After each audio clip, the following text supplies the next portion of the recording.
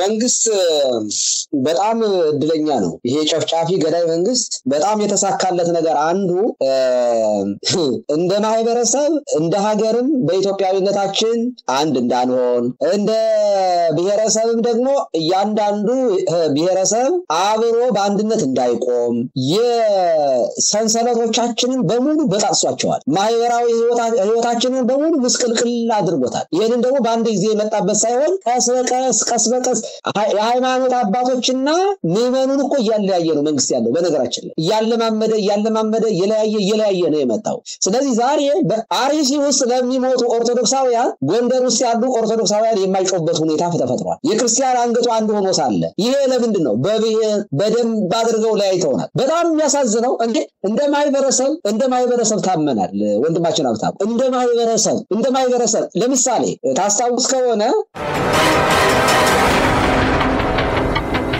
የመፍትሄ ሐሳቦችን መቅረብ ብቻ መፍትሄ አይደለም። ማልቀስ ብቻ መፍትሄ አይደለም። ማህበራዊ ድረገጽ ትዊት ማድረግ ብቻውን መፍትሄ አይደለም። ሰው እጁን ስለታጠበ በልቶ ጠገበ ማለት አይደለም። መታጠብ ሌላ ነገር ነው፣ መብላት ደግሞ ሌላ ነገር። ይሄ ጮታችን የማህበራዊ ጮቱ የእጅ መታጠብ ያክል ነው። ዋናው ነገር እንጀራውን መብላት ነው የሚጠቅመው። ስለዚህ የመፍትሄው ሐሳብ ምንድነው? አንደኛ አሁን የምናገረው እንዳጠቃላይ ኦርቶዶክሳውያን በማንነታቸው ሲገደሉ ማንኛውም በነገራችን ላይ ኦሮሞ እንደ ኦሮሞ ሊያጠቃው የሚመጣ ህብረተሰብ ካለ ኦሮሞ አንድ ሆኖ ተደራጅቶ ራሱን መከላከል አለበት። አማራ በአማራነቱ ሊያጠቃው የሚመጣ ካለ አማራ አንድ ሆኖ ነው መታገል ያለበት፣ ራሱን መጠበቅ አለበት። ትግራዋይን ማጥፋት የሚፈልግ ማህበረሰብ እንደ ማህበረሰብ ካለ እንደ መንግስትም ጭምር ካለ ትግራዋይ አንድ ሆነው ራሳቸውን መከላከል አለባቸው። ሶማሌ፣ አፋር፣ ከምባታ፣ ሀዲያ፣ ጋምቤላ፣ አፋር፣ ጉራጌ ማንኛው ራሱን የመከላከል መብት አለው። በነገራችን ይሄ ደግሞ ነፃነቱ እግዚአብሔራዊ ነው። ስለዚህ አሁን በአርሲ ላይ ለሚፈጸመው ጥቃት አንደኛ የመጀመሪያ የመፍትሄ ሐሳብ ምለው የአካባቢው ኦርቶዶክሳውያን ከብሔር አስተሳሰብ ወጥተው ኦርቶዶክስ ማለት አማራ ነው፣ ስለዚህ ኦርቶዶክስ የሆኑ ኦሮሞዎች የኛ አይደሉም ብሎ የሚያስብ ጎጠኛ መንደርተኛ ካለ ከዚህ ወጥቶ በየተራ መታረዱ ስለማይቀር ሃይማኖትን ካጣ ደግሞ ህይወቱን አጣ ማለት ነው። ሃይማኖት ነው ዋናው ነገር፣ ሰማያዊ መንግስት የምንወርስበት። ስለዚህ ሰማያዊውን መንግስት በሚወርስበት መጠሪያው ክርስትና በሚለው ስም ተደራጅቶ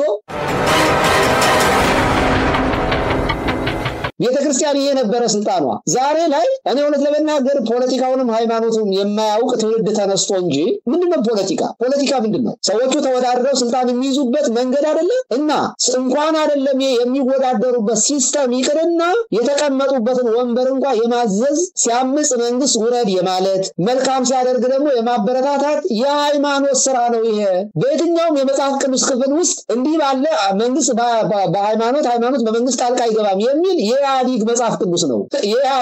የኢህአዲግ ህግ እንጂ የመጽሐፍ ቅዱስ ህግ አይደለም። እና ዛሬ ላይ በነገራችን ላይ እሱን ሰብረን እንኳን አስገብተን እኮ ዲያቆን ፓርላማ ይግባ ብለን ተረባርበን አስገብተን ዛሬ በገዛ ልጃችንም እየተጨፈጨፈበት ያለበት ሁኔታ እየተፈጠረ ነው፣ እያየን ነው። ስለዚህ እሱ ተሰብሯል ብዬ አምናለሁ። የፈሪ ጥቅስ ነው ይሄ ጥቅስ። አጠቃላይ መንግስት ለመጨፍጨፉ፣ ለመዝረፉ፣ ለመግደሉ የሚከላከለው እንዳይኖር ሃይማኖት አባቶች እንዳይናገሩ የሰበከው ስብከት ነው። እውነት ለመናገር እድለኛ ነው፣ አድማጭ አግኝቷል። ዛሬ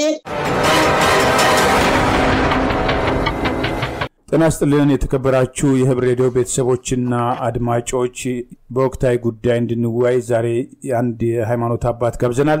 እኚህ ሃይማኖት አባት መላከ ገነት ቀሲስ ዲበኩሉ በላይ በካሊፎርኒያ የኦሬንጅ ካውንቲ ደብረ ሳህል ቅዱስ ሚካኤል ቤተክርስቲያን አስተዳዳሪ ናቸው።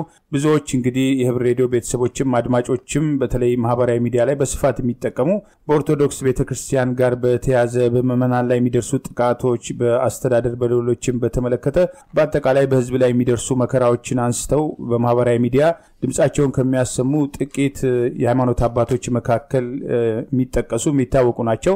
ሰሞኑን እንግዲህ በኦሮሚያ ክልል ምስራቅ አርሲ ዞን በጉናና መርቲ ወረዳዎች ልዩ ቦታው ኖኖ ሄቾ ቀበሌ ጥቅምት 13 ቀን እኩለ ሌሊት ጀምሮ እስከ ጥቅምት 18 ቀን ድረስ የተፈጸሙ ጥቃቶችን ተከትሎ እንግዲህ ቢያንስ 25 ሰዎች 18 ቀን ባልሞላ ጊዜ ውስጥ መገደላቸው የኦርቶዶክስ እምነት ተከታዮች ህፃናትና ሴቶች ሳይቀር በአሰቃቂ ሁኔታ መገደላቸው ሰፊ መወያ ሆኗል። ነገር ግን አሩሲ አካባቢ ግድያ በዚህ ዓመት መጀመሪያም ባለፈው ዓመትም በተደጋጋሚ ከዛም በፊት ይፈጸም ነበር። የሚያሳዝነው በአሩሲ ሀገረ ስብከት ጉናና መርቲ ወረዳዎች በትላንትና ጥቅምት 24 ቀን 2018 ዓ.ም ለደቦ የእርሻ ስራ የወጡ ንጹሃን የኦርቶዶክስ እምነት ተከታዮች ታፍነው 5 ተገድለው የቀሩት ቁጥራቸው ለጊዜው ያልታወቀ ታፍነው የተወሰዱበት ሁኔታ አለ። ይህንን ተከትሎ እንግዲህ ቤተክርስቲያን አባቶች ቅዱስ ሲኖዶስና ሌሎችም ላይ የሚነሱ ጥያቄዎች አሉ። እንደ አገር እንደ ህዝብ ደግሞ እኛስ ኃላፊነታችንን እየተወጣን ነው የሚል ጥያቄዎችም ይነሳሉና አጠቃላይ ከመላከ ገነት ቀሲስ ዲበኩሉ ጋር በአሉት ጉዳዮች እንድንወያይ ጋብዘናችኋል። የፕሮግራሙ አዘጋጅ ሀብታሙ አሰፋ ነኝ። እስከ ውይይታችን ፍጻሜ አብራችሁ እንድትቆዩ በአክብሮት ጋብዛለሁ። ጤና ይስጥልን አባታችን መላከ ገነት ቀሲስ ዲበኩሉ በላይ እንደምንሰነበቱ። ይሄንን ጥሪ ተቀብለው በዛሬ በቀጠሯችን ስለተገኙ ከልብ አመሰግናለሁ። እንደምንሰነበቱ እንኳን ደህና መጡ።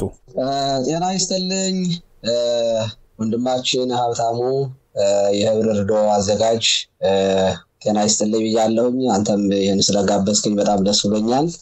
በአብ በወልድ በመንፈስ ቅዱስ አንድ አምላክ እግዚአብሔር አምላካችን ቆይታችን ይባርክልን። እግዚአብሔር ይስጥልን አባታችን። እንግዲህ ቀጠሮ ከያዝን በኋላ የአሩሲው ግድያ በዋናነት እንደመወያ እንዲሆን ቀጠሮ ከያዝን በኋላ በትላንትናው ዕለትም በአሩሲ ሀገረ ስብከት ገናና መርቲ ወረዳዎች 5 የኦርቶዶክስ እምነት ተከታዮች ለደቦ የእርሻ ስራ በወጡበት በግፍ ተገድለዋል። ቁጥራቸው በዛ ያሉም ታፍነው የተወሰዱበት ሂደት አለ። እንግዲህ ይሄ ሁሉ ጩኸት ይሄ ሁሉ መከራ እየወረደ ባለበት ሰዓት ደግሞ አንድም የመንግስት ኃላፊ በእርግጥ የአሩሲ አስተዳዳሪው ወጥቶ ግድያ አልነበረም ብሎ ለማስተባበል የሞከረበት አለ። ነገር ግን የኦሮሚያ ፖሊስ ደግሞ እንደውም ክልሉ ሰላም ነው ጸጥታው የተሟላ ነው የሚል ገለጻም የሰጠበት ሂደት አለ። ነገር ግን ከአብይ አህመድ ጀምሮ ደግሞ ወደታች ምናልባት ይቅርታ አርሶ ባይፈቅዱም የኔ የቃል አጠቃቀም ምናልባት ከኛ ስለሆነ አድማጮችም ይሄን ይረዳሉ ብዬ አስባለሁና መልስ የተሰጠበት የለም፣ ዝምታ ነው ያለው። በሌላ በኩል ለማስተባበል ይሞክራልና እርሶም በተለይ የትላንትናው እንግዲህ ያስታኮ እንደ ወትሮ እንግዲህ በማህበራዊ ሚዲያ ላይ ቤተክርስቲያን ለምእመናን በአጠቃላይ ለሀገር በብሔር ተለይቶ ለሚገደሉ በተለያየ ጊዜ ድምጾን ያሰማሉና ፍትህ ለአሩሲ ሰማዕታት የጠየቁበት ሂደት አለና ፍትህ ከማን ነው የሚጠይቁት? ይሄ በአሩሲ እየተፈጸመ ያለው ጭፍጨፋ የመጀመሪያ ነው ወይ የመጨረሻስ ይሆናል ወይ?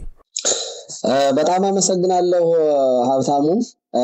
ከመጨረሻው ጥያቄ ልነሳ። ፍትህ ከማን ነው የሚሹት ለሚለው ብዙ ሰው የጠየቀኝ ሰው አለ በኮሜንትም በተለያየ መንገድ እንዳየው በአስተላለፉት መልእክት ላይና እንግዲህ ፍትህ አንደኛ በቀጥታ እንዲያነበው የተጋበዘው ወደ ማህበረሰቡ ነው። ከማህበረሰብ በዚህ ሰዓት ላይ ከመንግስት መቼም ፍትህን ፈልጌም አላቅም። ምክንያቱም ለዘመናት ከ8 ዓመታት ይሄ መንግስት ከመጣበት ጊዜ ጀምሮ በዋናነት ግድያዎችን እየመራ ያለው ራሱ መንግስት እንደሆነ ነው የምንረዳው። በተለያዩ ቦታዎች ላይ ለሚገደሉ ንጹሃን እውቅና አይሰጥም። አጠቃላይ እገሌ ገደለብኝ እንኳን የማይል መንግስት ስለሆነ መንግስት ደግሞ እረኛ ነው ለአንድ ሀገር። ስለዚህ የሰላምና ጸጥታን የማስከበር የመንግስት የመጀመሪያ ስራው ነው። ስለዚህ ጸጥታ በሌለበት አካባቢ ለሚፈጠሩ ግድያዎች በሙሉ ሞተብኝ እንኳን አይልም። ስለዚህ ሞተብኝ ካላለ የሚሞቱ ሰዎች ግን ባይን የሚታዩ ካሉ የዚያ ጉዳይ ኃላፊነት ሙሉ በሙሉ መንግስት ስለሆነ የሚወስደው ራሱ መንግስት ገዳይ ነው ብዬ ነው የሚወስደው። አትሊስት የሐዘን መግለጫ ሲያወጣ እንኳን አንሰማውም። ስለዚህ ምን ሊባል ይችላል? ዜጎቹ ባይን እየታዩ ነው ሲሞቱ ሲጨፈጨፉ በማንነታቸው በሃይማኖታቸው በብሔር ማንነታቸው ሲገደሉ እያየን ስለሆነ ስለዚህ ወደ መንግስት ፍትህን በመፈለግ ለዚህ ለሞተና ለበሰበሰ መንግስት እውቅና አልሰጥም እኔ በግሌ። ታዲያ ከማን ነው ፍትህን የምትፈልገው ሲባል አንደኛ እኔ ፍትህን የምፈልገው ፍትህን ከሚያደርገው ከእግዚአብሔር ነው። ጩኸታችን በሙሉ በጽሁፍም ይሁን በመልእክትም ይሁን በቃል የምንጮኸውን ጩኸት የሚሰማ አምላክ እግዚአብሔር አለ። አንደኛ ወደሱ ነው። ሁለተኛ ወደ ማህበረሰቡ ጭምር ነው የሚጮኸው። ፍትህን የምፈልገው በዚህ ሰዓት ላይ ከኢትዮጵያ ህዝብ ፍትህን እንፈልጋለን። ምክንያቱም ማህበረሰብ ራሱ ፍትህን የማስፈን አቅምም ብቃትም አለው መንግስትን የማስቀመጥም የማውረድም መብት አለው እንዳለመታደን ሆኖ በአገራችን እየሞቱ ዝም ማለት ተለመደ እንጂ መንግስት እንደዚህ ሲቀብጥ መንግስት የሀገራችን ህዝብ በተለያየ በንግስታቱም ዘመን እንደው በንጉሱ ዘመን እንኳን ገበሬው ያመፀ ንጉሱን ሲያስነሳ ተመልክተናልና አሁን ግን ያለንበት ሁኔታ ያንን ያየን ባይሆንም ግን ፍትህን የምፈልገው ከመንግስት ነው ለማለት ነው። ቀደም ሲል ያነሳቸው ሐሳቦች አሉ። በተለይ በአርሲ ጉዳይ ላይ አስቀድሜ እኔም ለህብረ ሬዲዮ አድማጮችም የሐዘን የተሰማኝን ሐዘን መግለጥ እፈልጋለሁ። ጥልቅ የሆነ ሐዘን ነው። ህፃናት የታረዱበት አረጋውያን የሚታረዱበት በነገራችን ላይ ቆየት ያለ ነው። እዚህ አካባቢ ላይ በተለይ በክርስቲያኖች ላይ ክርስትናው ማይኖሪቲ ተብሎ በሚታሰብበት አካባቢ ላይ የማፈናቀል የመዝረፍ ሹካና ማንኪያ ሳይቀር የሚዘርፉ ዘራፊዎች በተጠና ሁኔታ ደግሞ በኦርቶዶክሳውያን ላይ የሚፈጸሙ ግድያዎች አሉ። ትልልቅ የአክቲቪስቶች ሳይቀሩ እዚህ አካባቢ 90% ሙስሊም ነው አንገቱን ቀና ቢያደርግ በሚጫላው ይያሉ ሲሩ የነበሩ አክቲቪስቶች እንደነበሩ እናውቃለን። ስም መጥቀስ ካለብኝ እኔ አላቅም፣ አስፈላጊ ከሆነ መጥቀስ እችላለሁ። ስለዚህ እዚህ አካባቢ ለሚፈጸሙ ጥቃቶች የአካባቢው አስተዳዳሪ ከዚህ ቀደም ሻሸመኔ ላይ በጣም ያ ጭፍጨፋ ሲካሄድ አብያተ ክርስቲያናት ሲቃጠሉ ምክትል ከንቲባ የነበረ ሰው ነው አሉ እና ያን ጊዜም እንኳን እንግዲህ እንደነገሩን የሻሸመኔ ከንቲባ ለኦሮሚያ ክልል ፕሬዝዳንት አቶ ሽመልስ አብዲሳ ደውለው ከተማዋ እየተቃጠለች ነው ብለው ሲናገሩ አርፈተኛ አለኝ ብለው ተናግረዋል።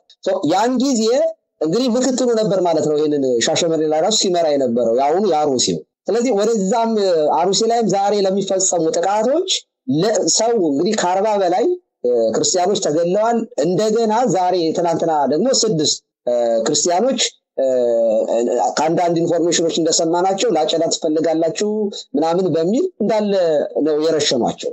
ስለዚህ ይሄ ሁሉ በሆነበት ከተማዋ ሰላምና ጸጥታ ናት ቢል መንግስት የለመደው ነው የተለመደ ነው ሰላም ነው።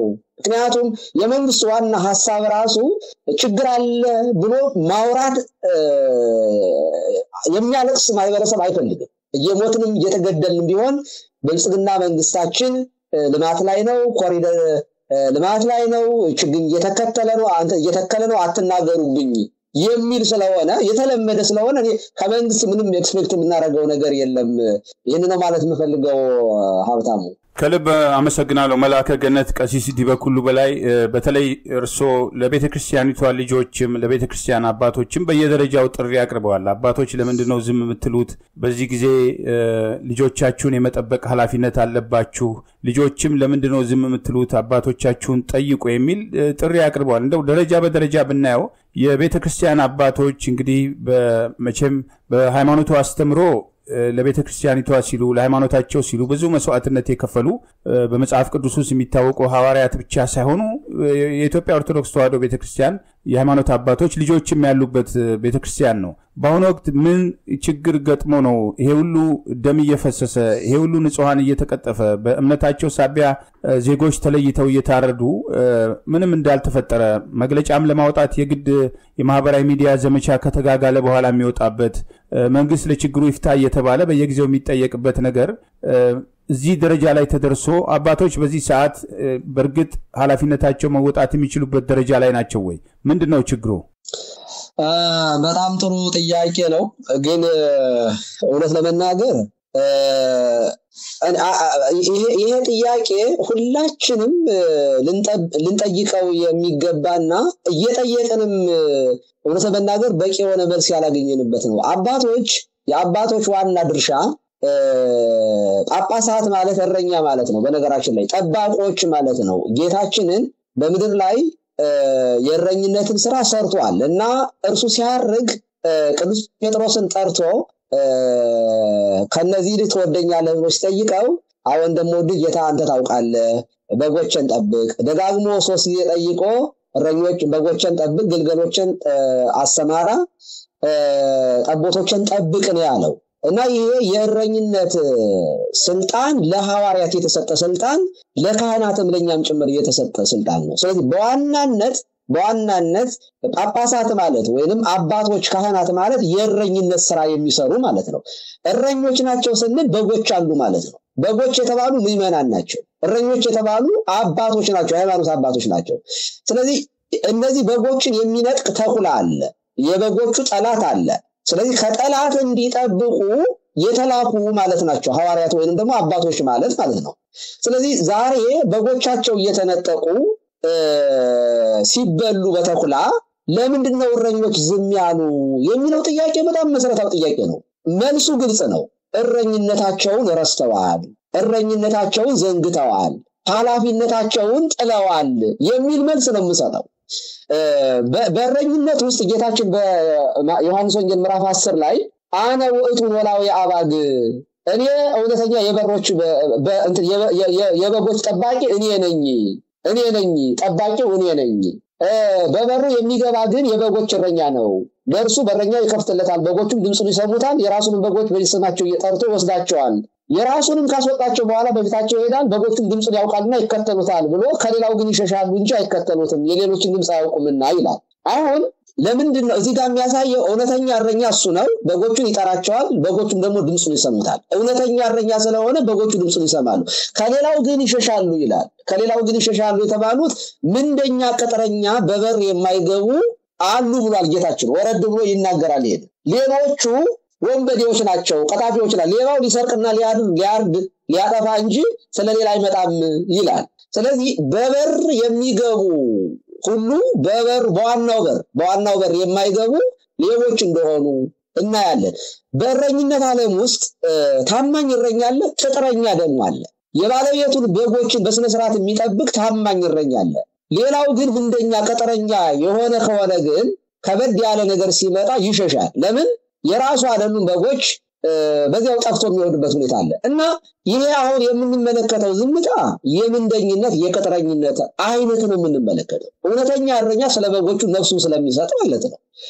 እውነተኛ እረኛ በጎቹ ከመሞታቸው በፊት እኔ ልሙት ነው የሚለው። ይህንን ደግሞ በመጽሐፍ ቅዱስ እንደው በሐዲስ ኪዳን እንደው ከዛም በፊት የእረኝነት በመጽሐፍ ቅዱስ ውስጥ በኦሪቱም ስለነበረ፣ ለምሳሌ ሙሴ እስራኤላውያንን የሚመራ እረኛ ነበረ እና በአንድ ወቅት ላይ እስራኤል ሲያምፁ ይህን ህዝብ ላጠፋው ነው በሌላ ታላቅ ህዝብ ላይ እሾምሃለሁ ሲለው ሙሴ እምትስጥዮ ለእሉ ህዝብ ከቀሴን ይመጻፈከ፣ አይ እኔ በሌላ ታላቅ ህዝብ ላይ መሾም አልፈልግም፣ እኔ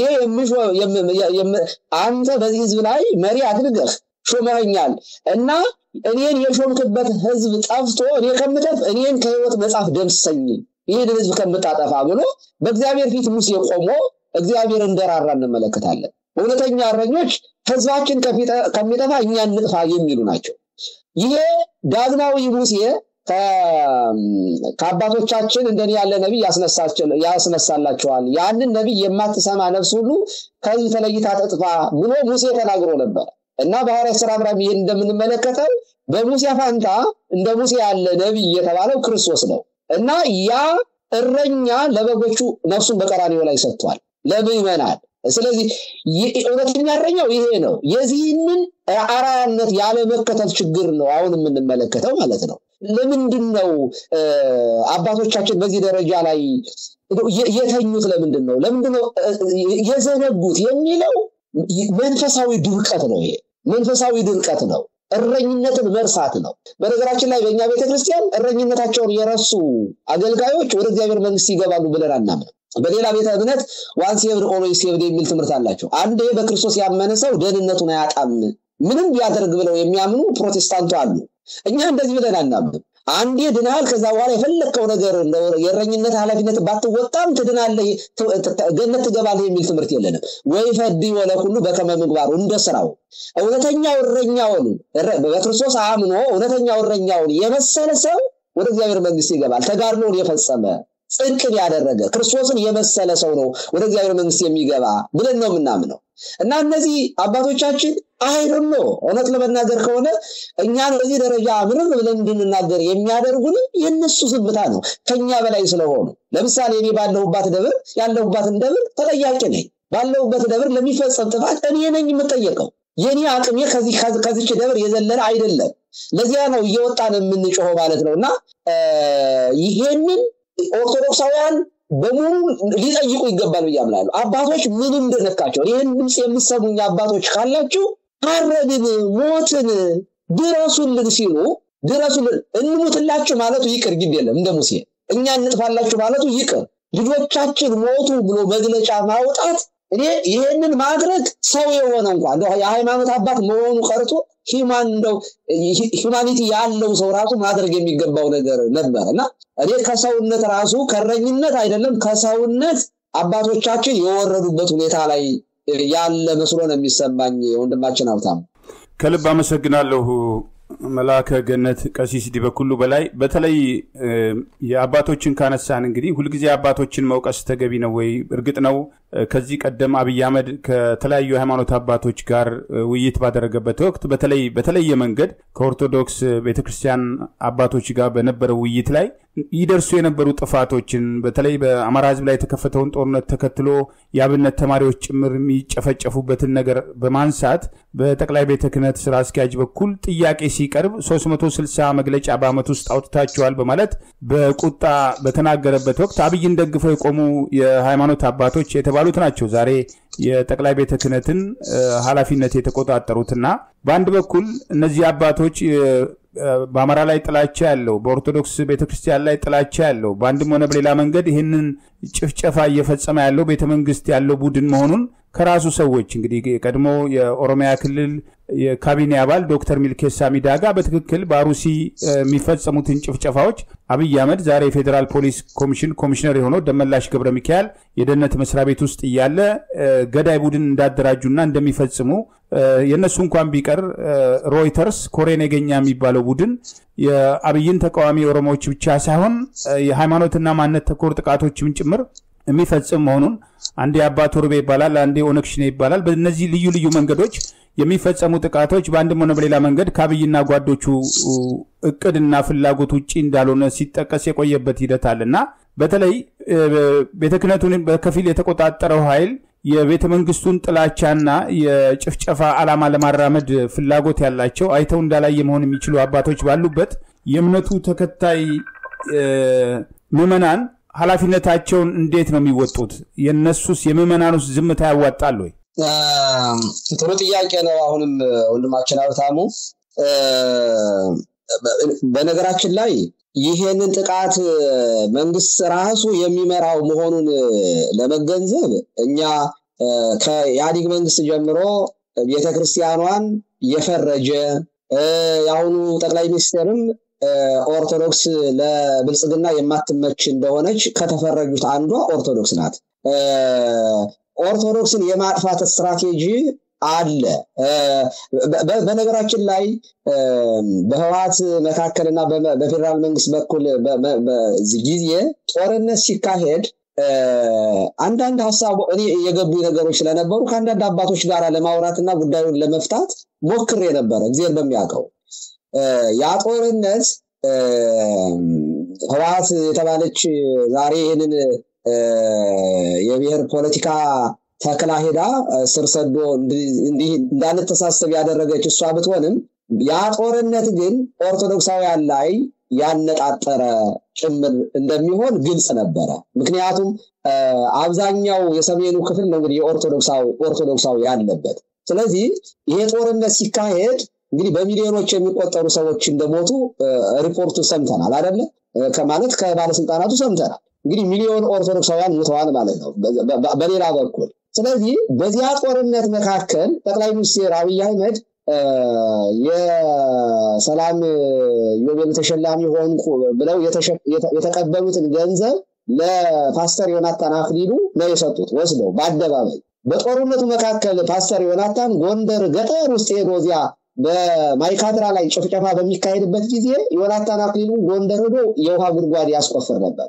ይሄ ስትራቴጂ ሚስዮናውያን መጀመሪያ የሚገቡበት ነው በጦርነት መካከል ሃይማኖት የማስካድ ኦርቶዶክስን የማጥፋት እኛ ለሌላችሁ የኛ አባቶች ደግሞ በማወቅም ባለማወቅም ከመንግስት ጎን ቆመው አንዳንድ የተበላሹ ንግግሮች ሲያረጉ ስለነበረ ያኮረፈ ህዝብ እምነቱን እንዲቀይር በትግራይም ውስጥ እንደዚህ ያሉ ነገሮች ተሰርተዋል ስለዚህ ስትራቴጂካሊ መንግስት የሚሄድበት አካሄድ አለው ስለዚህ በመንግስት በኩል እቺ ቤተክርስቲያን የተፈረጀች ናት ቀብታ ስታነግስ የነበረ ሀገር ስትጠብቅ የነበረ ታሪክ ያቆየች ቤተክርስቲያን ናት እና መንግስታዊ ጥቃት መሆኑን በተለያዩ መረጃዎችና ማስረጃዎች ማሳየት ይቻላል። ታዲያ ይሄ እየታወቀ ወደ መንግስት አልጮህም ያልኩት ቅድም ለዚያ ነው እና ስም ይሰጣል።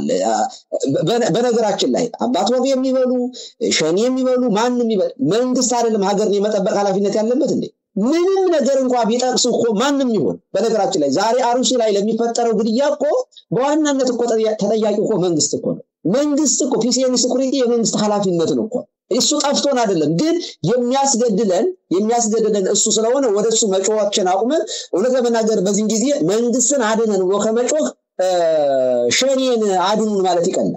እውነቴን ነው። ሸኔ ፋኖ እነዚህ ህዝባችን ተበደለ ብለው ጫካ የገቡ ሰዎች የተሻሉ ናቸው አምናለሁ በግሌ እኔ እንደው እዚህ አሪስ አካባቢ የሚሞተውን ህዝብ ነገ መንግስት ስለምትሆኑ እዚህ አካባቢ ያላችሁ ታጣቂዎች እባካችሁ ህዝባችን ጠብቁ ብዬ ራሱ እኔ እንደው ብጠይቅ እንደው ሞኝነት አይሆንብኝም ብዬ ነው የማስበው። በዚህ ደረጃ ነው ለመንግስት ምንም አይነት ዜሮ ትረስት ስለሆነ ያለኝ ማለት ነው። ስለዚህ ይሄ በሆነበት ሁኔታ የመንግስት ቃል አቀባይ የሆኑ የሃይማኖት አባቶች ቤተክርስቲያኗ በመከራ ጊዜ በሆነችበት ጊዜ ጫካ ውስጥ ገብተው ሲኖዶስ የመሰረቱ ሰዎች ዛሬ የጠቅላይ ቤተ ክህነት መሪ ሆነው ተቀምጠዋል። አልሰማን ያሉት ለዚህ ነው። ለምሳሌ ከአመታት በፊት አቡነ ጴጥሮስና ብፁዕ አቡነ አብርሃም ጠቅላይ ቤተ ክህነት ስራ አስኪያጅ በነበሩበት ብፁዕ አቡነ ጴጥሮስ ደግሞ የቅዱስ ሲኖዶስ ዋና ጸሐፊ በሆኑበት ጊዜ በተወሰነ ደረጃ መንግስትን ቻሌንጅ አድርገውታል፣ ተቋቁመውታል። በጣም ብዙ ነገሮች አድርገው ነበር። ዛሬም እውነት ለመናገር እነዚህ አባቶች ቢኖሩ ቢያንስ መግለጫ ያወጡ ነበር ብዬ አስባለሁ። አሁን ያሉት ግን ዋና የመንግስት ዋና ደጋፊ ሆነው ጭፍጨፋው እንዳይሰማ እያፈኑ ያሉት እነሱ ናቸው ብዬ አምናለሁ።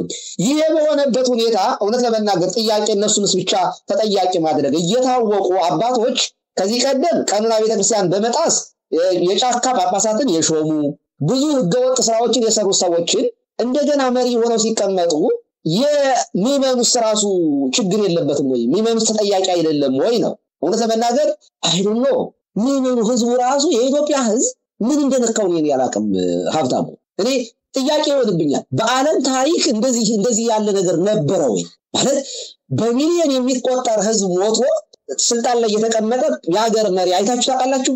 ወይንም ደግሞ የሁሉ ስህተት እየተፈጸመ የሁሉ መከራ እየደረሰ ህዝቡ ራሱ አልሰማውኝም አላየሁኝም ማለቱ ለኔም ጥያቄ ነው። በተለይ የአዲስ አበባ ህዝብ ያ ሁሉ ቤት እንዳለ ሲፈርስበት ትንፍሽ ያላለኮን እና ይሄ ግንዛቤ ከየት የመጣ ነው የሚለው እኔ አልመልስልህም፣ ፈጣሪ ይመልሰው። እውነት ለመናገር ማለት የድሃ ቤት ድሃ ያለው አንድ ቤት ነው ያለው ሲፈርስበት ቤቴ አይፈርስም ብሎ ሰላማዊ ሰልፍ መውጣት የማይችል ህዝብ እንዴት ተፈጠረ የሚለው እኔም እንቆቅልሽ ሆኖብኛል። እኔ ቤቴ ሲፈርስ ቆሜ ላይ እኔ ቤተሰቤ ሲሞት ቆሜ ላይ አሁን የምንጮኸው እኮ እኔም አንተም እኮ እዚህ ሀገር የተመቸ ኑሮ እየኖርን ነው፣ ግን የምንጮኸው ህዝባችን ተነካ ብለን ነው። እኔ ሰው ስለሆኑ ነው ብዬ ነው ማስ ሰው ከሰውነት ውጭ የወጣ ማይበረሰብ እንዴት ሊፈጠር ቻለ? የሁሉ ግድያ እየተፈጸመ እውነት ለመናገር ከሆነ አሪስ የሚገደሉ ክርስቲያኖች ጮት እኮ ጎንደር ላይ ሊሰማ ይገባል። የጎንደር ክርስቲያኖችን፣ የጎጃም ክርስቲያኖችን፣ የወሎ ክርስቲያኖችን፣ የወለጋ ክርስቲያኖችን፣ የአክሱም ክርስቲያኖችን፣ የአድዋ ክርስቲያኖችን ሊያሳስብኩ ይገባል። በክርስትና ማንነታቸው ሲገደሉ ይሄ እኮ አላርም ነው። ከምስራቅ እስከ ምዕራብ ከሰሜን እስከ ደቡብ ያሉ ክርስቲያኖች ነግበኔ ነው። ይሄ እኮ የክርስቲያን አንገቱ አንድ ነው። እንደሚታወቀው አንድ አካል ነን በክርስቶስ። ሐዋርያው ቅዱስ ጳውሎስ በአንደኛ ቆሮንቶስ ምዕራፍ 12 ቁጥር 26 ላይ ምን ይላል?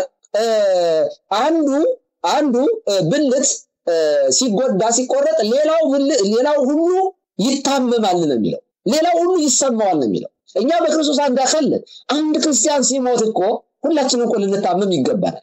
አልታመምን በነገራችን ላይ ኃጢአት ነው። እንደውም ቅዱስ አምብሮስ የተባለ ትልቅ አባት ምን ይላል?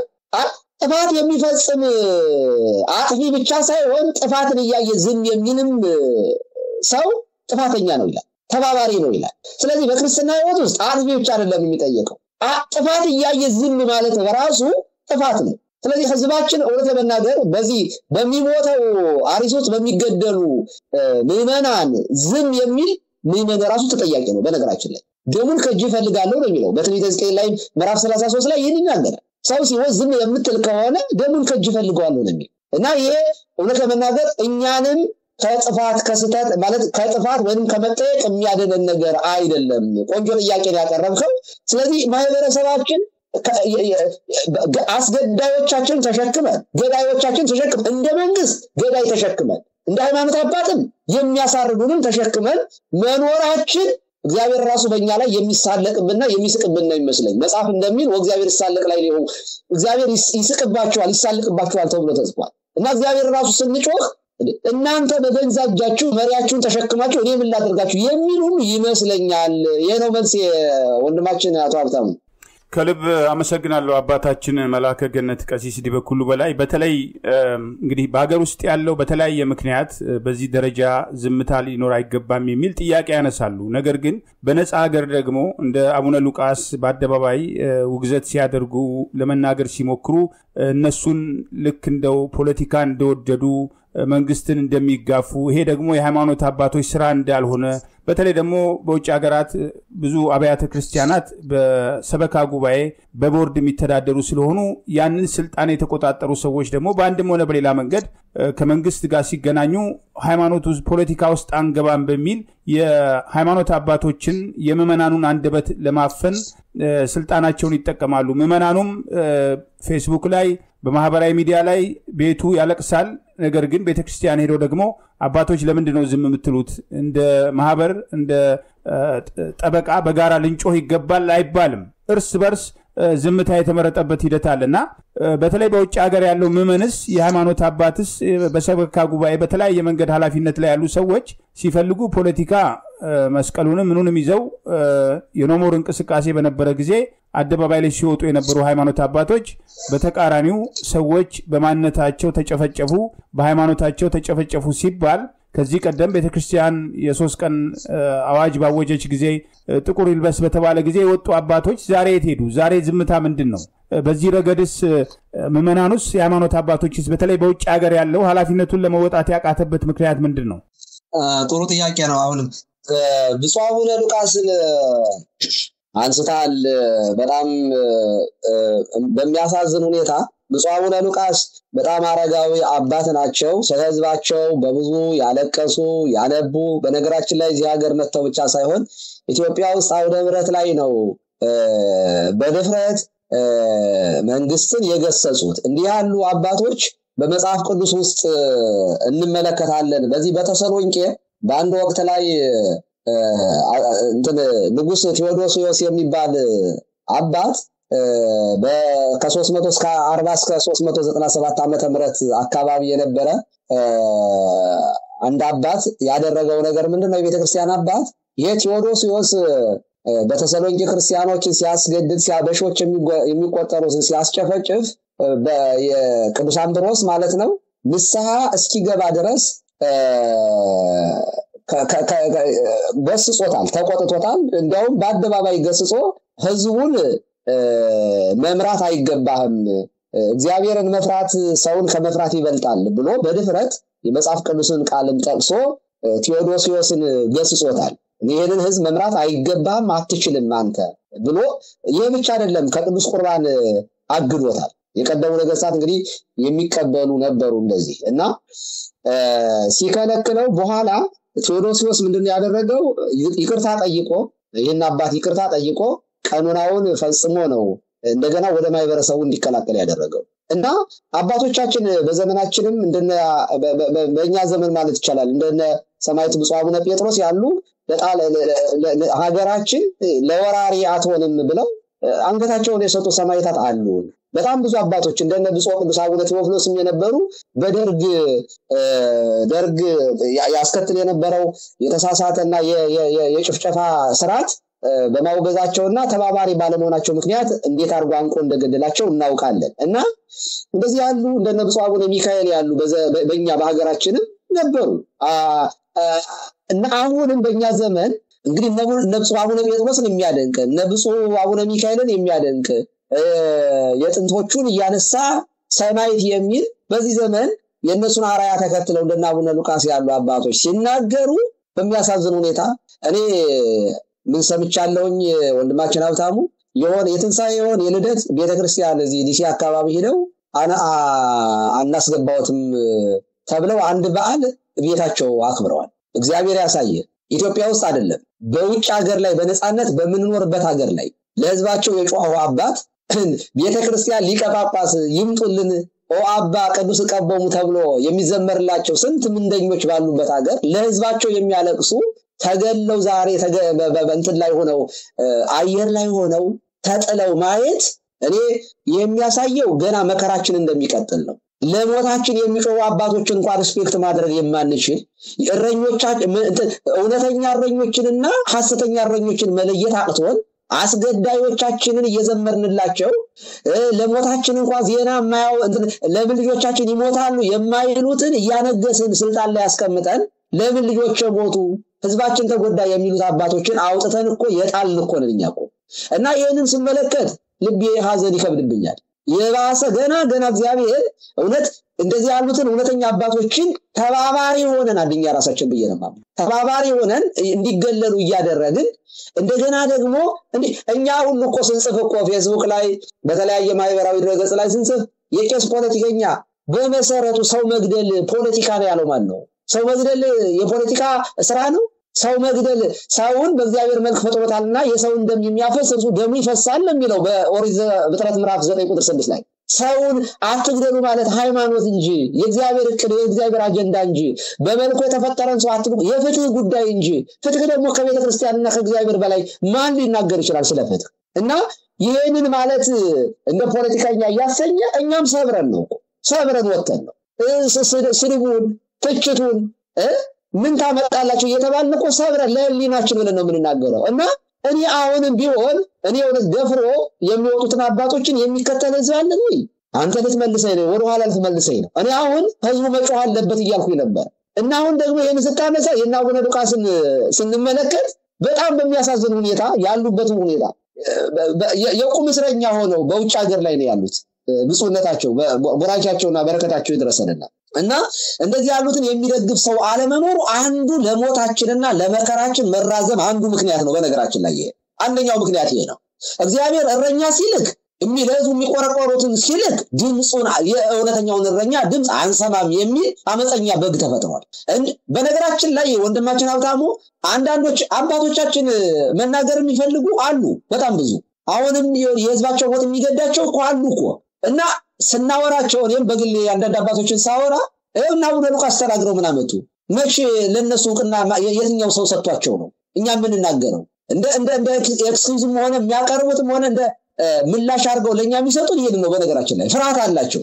ለህዝባችን እንሙት ብለን ብንወጣ ህዝባችን ይከተለናል ወይ የሚል ፍርሃት አለ እውነት ለመናገር እና አቡነ ሉቃስን እያዩ ማለት ነው። እነ ብፁዕ አቡነ አብርሃም እና በነገራችን ላይ ዛሬ እነሱ አባቶች የታሉ ለሚለው እንግዲህ ኃላፊነት ላይ ያሉ ኃላፊነታቸውን ተወጥተዋል። ዛሬም እነ ብፁዕ አቡነ ጴጥሮስ እየጮሁ እንደሆነ እኔ የሚገባኝ እንደዚያ ነው። አሁንም እየተናገሩ ነው ብፁዕ አቡነ ጴጥሮስ እና በጣም ጥቂቶች ናቸው ግን እውነተኞች አባቶች አሉ። ችግሩ ከኛም ነው። ጥቁር ያስለበሱን አባቶች ያን ጊዜ መግለጫ ያወጡት እንግዲህ ሁለቱ ብፁዓን አበው ሊቃነ ጳጳሳት ናቸው። አሁንም እኔ ባሉበት ስታንድ አሉ ብያምናለሁ። በዚያ ልክ ነው ወይ የሚለው አሁን አቡነ ጴጥሮስ ኢትዮጵያ ውስጥ ይሄዱ አይመስለኝም። መሄድ የሚችሉ አይመስለኝም። ለሲኖዶስ ስብሰባ ራሱ ይሄዱ አይመስለኝም። በጣም ጥቂቶች አሉን። አብዛኞቹ ግን የመንግስት ተላላኪዎች መለካውያን ሆነውብናል። እና እነዚህን የማንቃት ስራ እንዴት መስራት አለብን የሚለው አይ ቲንክ በቀጣይ ብናየው ጥሩ ይመስለኛል። ወንድማችን እግዚአብሔር ይስጥልኝ። ከልብ አመሰግናለሁ። በአንድ በኩል ፖለቲካና ሃይማኖት አብሮ አይሄድም ይባላል። እግዚአብሔር የነጻነት አምላክ ነው። ያው እርሶ ፊት ሃይማኖታዊ ጉዳዮችን መጥቀስ መቼም ለኔ ድፍረት እንዳይሆን ነገር ግን እንደው ምዕመናኑም በተለያየ መንገድ ፖለቲካውን ሰው አይገደል እንዲህ አይነት የሚገድል የሚጨፈጭፍ ስርዓት ለሃይማኖት ጥላቻ ያለው በጉልበትና ሰዎችን በማንነታቸው በሃይማኖታቸው አስገድዬ ስልጣኔን አስቀጥላለሁ የሚል ኃይል ሲኖር ዋናው የችግሩ መነሻ ያለው እዛ ላይ ነው። ያ ካልተለወጠ በስተቀር ያ ፖለቲካው እየገደለን ፖለቲካው እያሰደደን ፖለቲካ ቤተክርስቲያንን እያራቆተ ፖለቲካው የጥላቻ ፖለቲካው ኃላፊነቱን እንዳይወጣ እየተደረገ ይሄ ባለበት ሁኔታ ውስጥ እንዴት ነው ዝምታ መምረጥ የሚያስፈልገው? ሃይማኖት ፖለቲካ ውስጥ አይገባም ብሎ ዝምታ ይገባል ወይ? ለመሆኑ ሃይማኖት መብትን ለማስከበር ስለ መብት ለመጮህ አትግደሉን ለማለት የሚገለን ስርዓት ይለወጥ ለማለት እንግዲህ ከሙሴ ጀምሮ እግዚአብሔር ያደረጋቸው ነገሮች በደንብ የሚያቅመመን ይሄንንም ያስተምሩ አባቶች ዞር ብለው ደግሞ ፖለቲካ ውስጥ አንገባም ፖለቲካን እና ኮረንቲ በሩቅ ነው የሚለውን ነገር የሚያጠናክር ገለጻ የሚሰጥበትና ምዕመኑም ደግሞ ይሄንን እንደመከታ የሚያይበት ሂደታልና ለመሆኑ እግዚአብሔር የነጻነት አምላክ ሆኖ ፖለቲካ ውስጥ አንገባም ስለ ነጻነታችን አንጮህም ሰው ሲገደል ዝም እንላለን የሚባለው ነገር እርሶ መጽሐፍ ቅዱሳዊ ነው ወይ? ይሄ መልሱ አይደለም ነው። እግዚአብሔር ህዝብ የእግዚአብሔር ነው። ህዝብ ባለቤት አለው፣ ፈጣሪ አለው። እግዚአብሔር ህዝቡን የሚመራባቸው ሁለት እጆች አሉት። አንደኛው መንግስት ነው፣ አንደኛው ክህነት ነው። ቤተ ክህነትንም ቤተ መንግስትንም የሚመራ እግዚአብሔር ነው። ለቤተ መንግስትም ለቤተ ክህነትም መሪዎችንም የሚያስቀምጠው እግዚአብሔር ነው። ስለዚህ ህዝብ ማስተዳደር የእግዚአብሔር አንደኛው ሀልዎተ እግዚአብሔርን ከምንማርባቸው አንዱ እግዚአብሔር ፍጥረቱን ፈጥሮ በመመገቡ በማስተዳደሩ ነው። ህዝብን ማስተዳደር የእግዚአብሔር ስልጣን ነው። ታዲያ የእግዚአብሔርን ስልጣን እግዚአብሔራዊ የሆነው መመሪያ ተቀብለው ህዝብን የሚያስተዳድሩ ደግሞ ሰዎች ናቸው። ስለዚህ እንኳን አይደለም በነገራችን ላይ መንግስትን ከእግዚአብሔር በታች ሆና የሚመራው ሃይማኖት ነው። መንግስትን ራሱን ማለት ነው። ዛሬ ነው ያርገውና በእግዚአብሔራዊው ስርዓት ውስጥ ቤተ እምነቶች የቤተ መንግስቱን ሰዎች ይቀባሉ፣ ቀብተው ያነግሳሉ።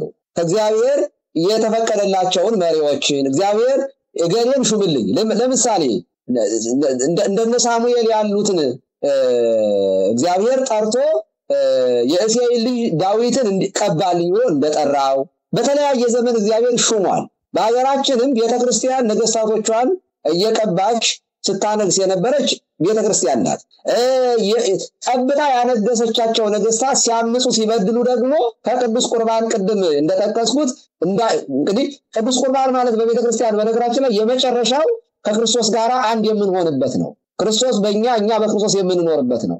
ስለዚህ አንድ ሰው ከቅዱስ ቁርባን ተከለከለ ማለት ከቤተክርስቲያን ውጭ ሆነ ማለት ነው። ከቤተክርስቲያን ውጭ ደግሞ ደህንነት የለም። ምንም አይነት ደህንነት የለም ከቤተክርስቲያን ውጭ።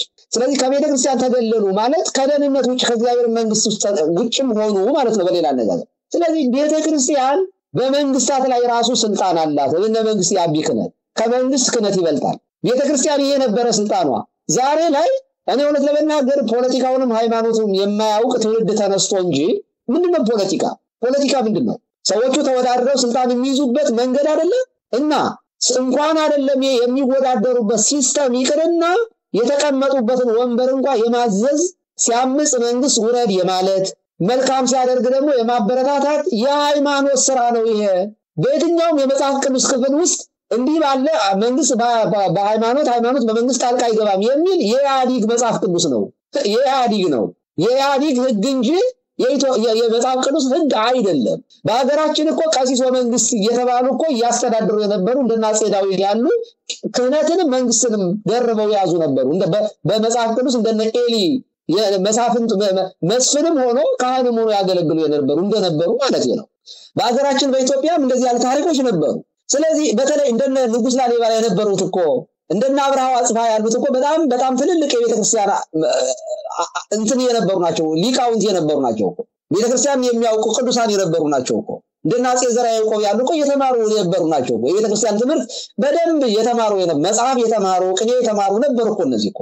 እና ዛሬ ላይ በነገራችን ላይ እሱን ሰብረን እንኳን አስገብተን እኮ ዲያቆን ፓርላማ ይግባ ብለን ተረባርበን አስገብተን ዛሬ በገዛ ልጃችንም እየተጨፈጨፈበት ያለበት ሁኔታ እየተፈጠረ ነው፣ እያየን ነው። ስለዚህ እሱ ተሰብሯል ብዬ አምናለሁ።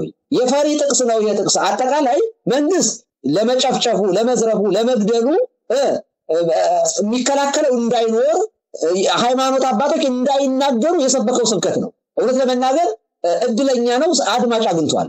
ዛሬ የሃይማኖት አባቶች መጽሐፍ ቅዱስ የሚያነቡ አባቶቻችን ሳይቀሩ ይሄንን ፎልስ የሆነ ንግግርና የመንግስት ስብከት አዳምጠው እንደ መጽሐፍ ቅዱስ ወስደው እኛ በፖለቲካ ውስጥ አያገባንም የሚሉ መኖራቸው በራሱ ያሳዝናል። እውነት ለመናገር የለም የሚባል ነገር የለም። እንኳን አይደለም እየጨፈጨፍ ህዝብን እየገደልክ ህዝብን ይሄ ፍትህና ርትዕ ይስፈን ማለት የቤተክርስቲያን ዋና ኃላፊነት ነው። በነገራችን ላይ ለሰው ልጅ ክብር መሟገት ዲፌንደርስ ኦፍ ሂውማን ዲግኒቲ እኮ የቤተክርስቲያን እኮ ነው ይሄ እኮ። እና ሜዲቴተር መሆን እኮ አስታራቂ መሆን ፎር ፒስ ኤንድ ጀስቲስ እኮ የቤተ ክርስቲያን ኃላፊነት እኮ ነው እኮ እንዴ ይሄ እኮ የቤተ ክርስቲያን ኃላፊነት እንጂ ሲጀመርም የመንግስት አይደለም ሞራል ኤንድ ፕሮፌቲክ ቮይስ መሆን እኮ የቤተ ክርስቲያን ኃላፊነት እኮ ነው ቮይስ ስለሆኑ ሰዎች እኮ መጮህ እግዚአብሔርም ጩህ ወደኔ ነው የሚለው እሰማን ነው ለሚል ለዳደጉ ጩህለት ለመበለጡ ተማገቱላት የሚል መጽሐፍ ቅዱስ እያነበበ ድሆች ቤታቸው ሲፈርስ ክርስቲያኖች ሲገደሉ አንገታቸው ሰማይት እንኳን መባል እኮ ነበርባቸው በነገራችን ላይ ሰማይት መባላቸው ቀርቶ ጭራሽ መሞታቸውን እንኳን አንሰማም የሚሉ አባቶች የወደቅንበት የወረድንበት ጥልቀትና የወደቅንበት ውድቀት በጣም ሰፊና ጥልቅ መሆኑ ነው የምንረዳ ወንድማችን ሀብታሙ ይሄን ነው ማለት የምችለው ከልብ አመሰግናለሁ አባታችን በተለይ እንግዲህ የምንኖርበት ሀገር የነጻነት እንቅስቃሴ በተለይ ጥቁር አሜሪካውያን ያደረጉት የነጻነት ትግል ውስጥ እንግዲህ ማርቲን ሉተር ኪንግ በግንባር ቀደምትነት ብዙ ጊዜ ይጠቀሳል የቤተክርስቲያን አገልጋይ ፓስተር ነበር በጥቁሮች መብት እንቅስቃሴ ውስጥ እንግዲህ ህይወቱን እስከ ማጣት የደረሰበት እንቅስቃሴ አለና እዚህ ሀገር እየተኖረ ቀደም ሲል አንስቼዋለሁና ፖለቲካ ውስጥ አንገባም ዛሬም ይሄ ምክንያት ይቀርባል ንግስ ሲኖር አደባባይ የሚወጣው ህዝብ እዛ አይነት ቦታ ላይ ደግሞ አንድም ቃል እየደረሰ ላለው ጥፋት የማይነገርበት አልፎም ደግሞ ቤተክርስቲያን ውስጥ የሚነገረው ቃል ወጥቶ አደባባይ በደንብ ትኩረት እንዲያገኝ ምዕመናኑም በዚህ ጉዳይ አቋሙን እንዲይዝ ህዝብ ሲናገር ህዝብ አንድ ላይ ሲወጣኮ ምን ያህል መንቀጥቀጥ እንዳለ በዛ በ3 ቀን ውስጥ ቤተክርስቲያን ጥቁር ትልበስ በተባለ ጊዜ ያ ነገር እንዲለወጥ ምን ያህል እጅ ጥምዘዛ ውስጥ እንደተሄደና ቤተክርስቲያን ደግሞ አባቶችን ተከትሎ ምዕመናኑ ከዳር እስከ ዳር በአገር ውስጥም በውጪም የታየበት ሂደት አለ ያንን ነገር ማምጣት ያልተቻለው ምንድነው በተለይ ውጪ ሀገር ዛሬስ ምንኖርበትን ሀገር ሃይማኖትና ፖለቲካ አንድ አይደለም ወይም አብረው አይገቡም እየተባለ ተረርተናል ወይ ለነጻነት የተከፈለው ዋጋ ውስጥ የሃይማኖት አባቶች የሃይማኖት ሰዎች ያደረጉትን አስተዋጽኦ በሚገባ ተረርተናል ወይ ባጭሩ አልተረዳንም ነው መንግስት በጣም እድለኛ ነው ይሄ ጨፍጫፊ ገዳይ መንግስት በጣም የተሳካለት ነገር አንዱ እንደ ማህበረሰብ እንደ ሀገርም በኢትዮጵያዊነታችን አንድ እንዳንሆን እንደ ብሔረሰብም ደግሞ እያንዳንዱ ብሔረሰብ አብሮ በአንድነት እንዳይቆም የሰንሰለቶቻችንን በሙሉ በጣጥሷቸዋል ማህበራዊ ህይወታችንን በሙሉ ምስቅልቅል አድርጎታል ይሄንን ደግሞ በአንድ ጊዜ የመጣበት ሳይሆን ቀስ በቀስ የሃይማኖት አባቶችና ምዕመኑን እኮ እያለያየ ነው መንግስት ያለው በነገራችን ላይ እያለማመደ የለያየ ነው የመጣው ስለዚህ ዛሬ በአርሲ ውስጥ ለሚሞቱ ኦርቶዶክሳውያን ጎንደር ውስጥ ያሉ ኦርቶዶክሳውያን የማይጮበት ሁኔታ ተፈጥሯል የክርስቲያን አንገቱ አንድ ሆኖ ሳለ ይሄ ለምንድን ነው በደንብ አድርገው ለያይተውናል በጣም የሚያሳዝነው እንደ ማህበረሰብ ታመናል ወንድማችን ሀብታሙ እንደ ማህበረሰብ ለምሳሌ ታስታውስ ከሆነ ይሄ አማራ የሚባለው ማህበረሰብ እንደ ማህበረሰብ ተፈርጆ በያዲግም ጊዜ ነፍጠኛና ኦርቶዶክስና አማራን አከርካሪው ሰበር ነው ይሉ የነበሩት እና አቶ አቦይ ስብሐት ናቸው እና የአማራ ህዝብ ከ2 ዓመት በፋኖ ጫካ ከመግባቱ በፊት እንደምታውቀው ወደ አዲስ አበባ ሲመጣ በደብረ ብርሃን በተለያየ መንገድ በጥፊ እየተመታ ይመለስ ነበር ቄስ በጥፊ ይመታል የሚያለቅስ በጣም እውነት ለመናገር እንደው የሚያስጠላ ብዬ በገልጸው ይሻለኛል ወንድ ልጅ ቆሞ እንደው ሲያለቅስ ማየት እኔ በጣም ይሄ እንደማይበረሰብ ራስ ውርደት ነው እና በጣም የሚያሳዝን ነገር ነበር በጅምላ በወለጋ በተለያየ ቦታ ላይ የህዝብ ተጨፍጭፏል እስላምና ክርስቲያን ሳይለዩ ወላሂ ሁለተኛ ሙስሊም አልሆንም እያለች በማንነቷ ስትገደል አይተናል እና በማንነቱ ተለይቶ የማይበረሰብ ሲገደል በሚገደልበት አንድ ሆኖ ገዳዩን መከላከል ሲገባው ያዲግም ሆነ ብልጽግና በሰራው የብሔር እና የመንደር ፖለቲካ ምክንያት ዛሬ ጫካ የገቡ ሰዎች እንኳን ወደ መሃል ገፍተው እንዳይመጡ ያደረገው ምንድነው መንደርተኝነት ነው በሚያሳዝን ሁኔታ አንተ ስትሞት በዚህ ስም ነው አማራ ተብለ የምትገደል ከሆነ እኮ በምትገደልበት ስም እኮ ተደራጅተህ ነው መከላከል ያለብህ ወላሂ ሁለተኛ አማራ አልሆንም ብላ ስትሞት ኦኬ ጉዳዩ የእስልምና እና የክርስትና ጉዳይ ሳይሆን የአማራ መሆን ጉዳይ ነው ማለት ነው ስለዚህ እስላም ክርስቲያን ሳንል አብረን አንድ ሆነ ላለመሞት እንታገል ብለው ለስልጣን ያይደለ ለህልውና መታገል የሚገባቸው ሰዎች በተለያየ በሚያሳዝኑ ሁኔታ በየመንደሩ ተወሽቀው ዛሬም ድረስ እየተራቆቱ ያሉትን ስትመለከት መንግስት የሰራው ስራ ተሳክቶለታል ማለት ይቻላል አንደኛው ወደ ሃይማኖቱም ስንመጣ ተመሳሳይነት ነው ያለው ነገር አርሲ ውስጥ የሚሞቱ ክርስቲያኖች የኔ ልጆች ናቸው የክርስቶስ አካል ናቸው የክርስቶስ አካል ደግሞ አንድ ነው እኛ ክርስቲያኖች በገነት ያሉ ቅዱሳንና አሁን በምድር ላይ የምንኖር ሕያዋን በክርስቶስ አካልነት አንድ ነን። አንዲት ቤተክርስቲያን ናት። እነሱ በገነት ያሉ እኛ ስንታመም ይሰማቸዋል፣ ለኛ ይጸልያሉ። በነገረ ቅዱሳን ላይ ያለው ትምህርታችን ይሄ ነው። እኛም ደግሞ ወደ እነሱ እንጸልያለን፣ ለሙታን እንጸልያለን፣ ሙታንም ለኛ ይጸልያሉ ብለን ነው ምናምነው። ለምን? በክርስቶስ አንድ አካል ነና። ቅዱስ ጳውሎስም እንደሚነግረን አንዱ አካል ሲታመም ሌላኛው አካልም ይታመማል ብሎናል። ቀኝ እጅ ሲታመም ግራ እጅ ይታመማል። ስለዚህ በቅዱሳን ህብረት በቤተክርስቲያን ውስጥ መተሳሰብ የሚባለው አለ። አንዱ ለአንዱ ይጸልይ ነው የሚለው ብለን ምናምን።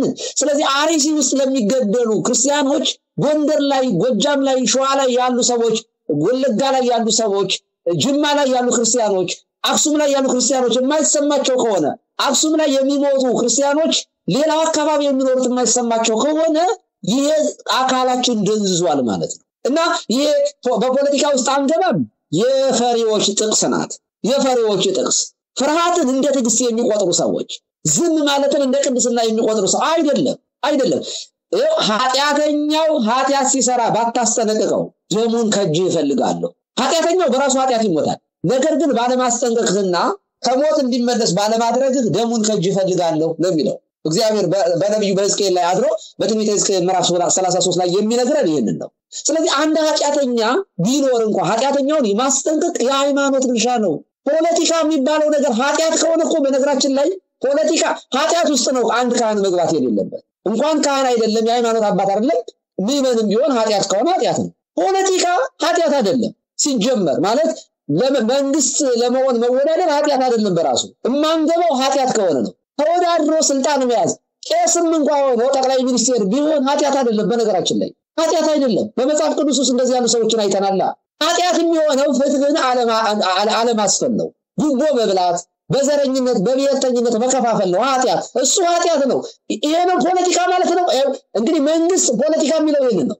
መግደልን፣ መዝረፍን፣ መጨፍጨፍን፣ ፍትህ ማጓደልን ፖለቲካ ይለዋል። እንደዚህ ይሄ ነው ፖለቲካ አይደለም። ፖለቲካ የህዝብ አስተዳደር ነው። ዲሞክራሲ ማለት የህዝብ አስተዳደር ማለት ነው። ህዝብ አስተዳደር ደግሞ እግዚአብሔር ህዝቡን ያስተዳድራል። በማን ላይ አድሮ? በመንግስትና በክህነት ላይ አድሮ ነው። ስለዚህ የፈሪዎችን ጥቅስ ይዞ ፖለቲካ ውስጥ እና ሃይማኖት አይገባም። አንድም በመጽሐፍ ቅዱስ ውስጥ በቤተክርስቲያን ታሪክ እንዲህ የሚባል ትምህርትም ምክርም መጽሐፍ ቅዱስም የለም። እውነት ለመናገር እግዚአብሔር ከልብ አመሰግናለሁ አባታችን። ሌላው እንግዲህ በተለይ ሻሸመኔ ላይ የተፈጸመው ግድያ ተከትሎ አስቀድሞ ቤተክርስቲያኒቱ ውስጥ የነበረው በጋሻው ያንን በአንድ መድረክ የተናገረው ንግግር ሰሞኑን ማን እንዳወጣው እንዴት እንደወጣ አይታወቅም። ነገር ግን መንግስት አካባቢ ያሉ ሰዎች የአሩሲውን የሰሞኑን ጭፍጨፋ ተከትሎ እንደው መጮህ የበለጠ መከራ እንዲመጣባችሁ ያደርጋልና አርፋችሁ ተቀመጡ የሚል በተዘዋዋሪ ሲነገሩት የነበረውን ነገር ያንን ሐሳብ እንዲያጠናክር የወጣ ነገር ነው። ቀደም ሲል እንዳልኩት ደግሞ ዋናው ችግር ላይ ከማተኮር ይልቅ በእርግጥ ነው በዚህ ደረጃ አንድ ክርስቲያን ነኝ የሚል ሰው የሌሎች ክርስቲያኖችን መገደል ምክንያት በማድረግ እንዴት እንዲህ ይላል የሚለው የራሱ የእምነቱ ተከታዮች የሚጠይቁት ሆኖ የወንጌላውያን ህብረትም የእስልምና ጠቅላይ ምክር ቤትም ይሄን እንግዲህ ያውግዘው በየበኩላቸው መግለጫ አውጥተዋል። ይሄ እንደውም ለመጀመሪያ ጊዜ ነው ማለት የሚቻልበት ሂደት አለ። በዚህ ደረጃ ግን ግለሰቦች የተለያየ አጀንዳ ለመስጠት የቤተ መንግስቱ አፎ ነው በሚናገሩ ጊዜ የተለያዩ ሃይማኖት አባቶችን እያየሁ ነው እነሱ ላይ ያነጣጥሮ ፕሮግራም መስራት፣ እነሱ ላይ ያነጣጥሮ ቀሳ ማቅረብና ችግሩን ከዋናው ጉዳይ ላይ ወደ ሌሎች ነገሮች የማድረግ ነገር አጀንዳ የማስቀየር ነገሮች የዛ ሰለባ ሲኮን ይታያልና እነ በጋሻው የሚናገሩት የቤተ መንግስቱ አቋም አይደለም ወይ? በዚህ ላይ የእርሱ አስተያየት ምንድነው? በትክክል ምንድነው በሞኝ ክንድ የዘንዶ ጉድጓድ ይለኩበታል ይባላል። ስለዚህ እንደዚህ ያሉ ንቀል አስተሳሰብ ያላቸውና የሚናገሩትን የማያውቁ ሰዎች ሐሳብ የመንግስት ሐሳብ ነው። እንደዚህ ያሉትን ሰዎችን መንግስት ይፈልጋል። በነገራችን ላይ የወንድማችን በጋሻው ከሞተ ቆይቷል። የሞተ ልቡና ሞተ ህሊና ውስጥ የገባ ሰው ነው። ይሄ ሰው የሚናገረው ንግግር ሐሳባችንን በዚህ አጋጣሚ በሱ ንግግር ላይ ትኩረት ማድረግ ከንቱ ልፍለፋ ነው። ሰውየው የሃይማኖት ሰው ነኝ የሚል ሰው ነው የበጋሻው የሚባል። ልብ አድርግ። የኔን የምንፍቅና ካሴት በማቃጠላችሁ ደማችሁ ፈሰሰ። እግዚአብሔር በነገራችን ላይ የበጋሻውን ካሴት ወይም ለበጋሻው ለመበቀል ደም ያፈስም እግዚአብሔር ሳይሰብር የሚጠግን አምላክ ነው። እንኳን አይደለም ክርስቲያኖችን በሱ ምንፍቅና ቤተክርስቲያኑን የክርስቶስ እንዱ አስበው ወንድማችን ልብ አድርግ። ይሄ ሰው ምን አይነት ውድቀት ላይ እንዳለ የምታውቀው ክርስቲያን ማለት የክርስቶስ አካል ማለት ነው። የኔን ምንፍቅና ካሴት እኔን እንኳን ቢል እኔን ስለገደሉኝ ነው እንኳን ቢል እሱ ራሱ የእግዚአብሔር ምሳሌ ስለሆነ ነው። ካሴቴን ስለአቃጠላችሁ የክርስቶስ አካሉን አቃጠለ ብሎ የሚያምን ቤተክርስቲያኑን አቃጠለ። ክርስቶስን የሳለበት መንገድ አንድ እብድ እሳት አንስቶ ቤቱን እንደሚለኩስ አይነት ክርስቶስን ያስቀመጠው በዚህ ልክ ነው። ይሄ እብድ የሆነ ሰውዬ እግዚአብሔር ክርስቲያኖችን ለማዳን የሙስሊም ደም አያፈስም፣ የፓጋኖችን ደም አያፈስም። እግዚአብሔር ሳይሰብር መጠገን ይችላል፣ ማዳን ይችላል፣ በቃሉ ብቻ መፈወስ ይችላል። ይሄ ሰውዬ ግን የገባበት የሞራል ውድቀትን ስትመለከተው የኔን ካሴት የሰባት ብር ካሴት በመቃጠሉ ምክንያት የሻሸመኔ የቅዱስ ሚካኤል ቤተክርስቲያን አቃጠለ የሚል ሰው ነው። ክርስቲያኖችን አረደ። አሩሲ ውስጥ የሚገደሉ እነዚህ ህፃናቱ ሸቅላዎቹ እነዚያን የሚያርደው ለኔ በቀል ምን መመለሻ ነው ብሎ የሚያስብ ይሄ ፕሮቴስታንቱን ራሱ የሚወክል አንዳንዶቹ አይወክለንም ሲሉ ሰምተናል። ጥሩ ነው። ግን በነገራችን ላይ ይሄ አስተሳሰብ ያላቸው በጣም ብዙዎች እንዳሉ በዚህ አጋጣሚ መናገር ፈልጋለሁ። የወደቁ ሞራላቸው የወደቀ ማለት ነው። ነገር ግን በተዘዋዋሪ መንግስት የሚያደርገውን አይደለም የሚናገረው ካልካው ነው የሚል ነው። በተለያየ እነ ዮናታን አክሊሉ የሚናገሩት የመንግስት አፈቀላጤ የሆኑ ሰዎች የመንግስት ምንደኞች ቅጥረኛ የሆኑ ሰዎች እንደነበጋሻው ያሉት የመንግስትን ሐሳብ ነው። ስትሞቱ መንግስት ገደለን መንግስት አስጨፈጨፈን ከምትሉ እኛ ራሳችን በሰራነው ኃጢያት ነው። አባቶቻችሁ እኮ አለው የሰውዬ ያዲግ መንግስት ይል ነበር የነፍጠኛ ስርዓት ዛሬ የሚገሉ ሰዎች አኖሌን እኮ ያቆሙት እኮ ምን ይልቅጡት ቆርጧል የሚሉ ያሰተርክ ያዙ ሰዎች ናቸው እኮ። ስለዚህ የምን ይልቅን ዋጋ ያውኑ አማራ ይክፈል የሚል አስተሳሰብ ያላቸው ሰዎች ናቸው ዛሬ አማራን በተገኘበት ቦታ ቢጨፈጭፉት። በነገራችን ላይ እዛ በፒኤችዲ ደረጃ የተማሩ ከዚህ ከኦሮሞ ማህበረሰብ የወጡ አንዳንድ ንቅሎች እኮ ክርስትናን ኦርቶዶክስን ለአማራ ለመስጠት ኦርቶዶክስ ማለት አማራ ነው፣ አማራ ማለት ኦርቶዶክስ ነው የሚል ያሰተርክት አስተጋብተዋል በትልልቅ ሚዲያዎች ላይ ወጥተው። ስለዚህ ኦሮሞን ያጠምቁና ገብረ ማርያም ወለተ ማርያም ብለው አማራ ያረጉታል። እግዚአብሔር ያሳይህ። ሰው ሲጠመቅ አማራ ይሆናል የሚል ትምህርት አስበዋል። በጥምቀት ክርስቶስን እንለብሳለንኛ። ይሄ ትምህርታችን ዓለም አቀፋዊ ኦርቶዶክሳዊ ትምህርት ነው። ክርስትና የተነሳው ከምድረ እስራኤል ነው። ክርስቶስ በቤተልሔም የተወለደ ነው፣ አማራ አይደለም ሰው። ስለዚህ በክርስቶስ ሲያምን የሚሆነው ክርስቶሳዊ ነው የሚሆነው። ክርስትና መነሻው ከዚያ ነው። ኢትዮጵያ ውስጥ አይደለም ክርስትና የተነሳው። አማራም ኦሮሞም ክርስቲያን ሲሆን የክርስቶስ አካል ይሆናል እንጂ ተጠምቆ አማራ ይሆናል ብሎ የሚያስብ ንቅል ትውልድ ተነስቶ ለዚያ ዋጋ አሪዚ ውስጥ የሚሞቱት ኦርቶዶክሳውያን ኦሮሞ እንኳን ቢሆኑ ናቸው። ደግሞ ምንም ጥያቄ የለው ተወልደው ያደጉበት ኦሮሞ ክርስቲያን አማራ ነው ብሎ የሚያስቡ አሉ። ስለዚህ ታርጌት ናቸው ማለት ነው። ክርስቲያኖች የመገደል ክርስትና የሚባለው የአማራ ብቻ ነው ብሎ እኔ ይሄንን ራሱ አምኖ የሚቀበል ጭንቅላት ራሱ መኖሩ አይገርምም? ወንድማችን አይገርምም? ማለት ክርስትና እኮ ታሪካዊ እኮ ነው። መነሻ እኮ አለው፣ መድረሻ እኮ አለው። ስለዚህ መንግስት ስገላችሁ አባቶቻችሁ በሰሩት ኃጢያት ምክንያት ነው የምገላችሁ። የእናንተ አባቶች የእናንተ አያቶቻችሁ ኃጢያት ሰርተው ነው ዛሬ የምትገደሉት የሚል የመንግስትን ትርክት በሚገባ አስተጋብቷል። ይሄ የስድባፍ የሆነ ወንድማችን። ስለዚህ እኛ ይሄንን ንግግር ወስደን አሁንም መንግስትን አድነን ብለን እኛ እንማሰብ። እኔ ቅድም ተናግሬ ያለው መንግስትን አድነን ኦሮሚያ ክልል ውስጥ ለሚፈጠር ችግር መንግስትን የብልጽግናን መንግስት እባክህ ህዝብን ጠብቅ ከምን ይልቅ ሸኔን ጠብቅ ብል ይቀለኛል። ቢያንስ ከመንግስት የተሻለ የሞራል ልዕልና ሸኔ ያለው ብዬ ስለማመን ኤሮዎችን እባካችሁ ብዬ ብለምን የተወሰነ መፍትሄ ይመጣል ብዬ አስባለሁ። አማራ ክልል ውስጥ ለሚፈጠር ችግር ብልጽግናን መንግስት መፍትሄ አልጠይቅም። ፋኖን ብጠይቅ የሞራል ልዕልናና የተሻለ ለህብረተሰቡ የሚያገለግል ነው ብዬ ስለማመን ያንን ማለት ይቻላል። እና እንደዚህ ያሉ የሐሰት ፕሮፓጋንዳን በሃይማኖቱም በኩል መንግስት እጁን ይልካል።